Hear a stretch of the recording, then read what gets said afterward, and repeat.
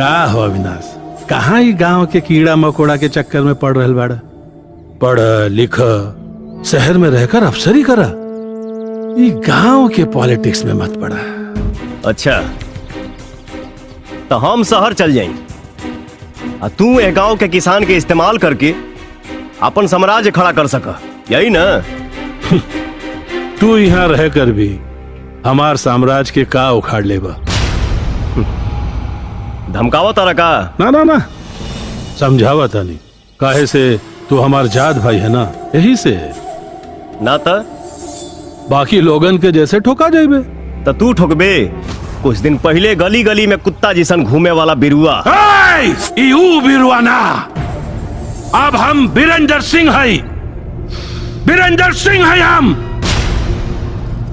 हमार असली नाम लेवे में गांव के लोग डराता नेताजी।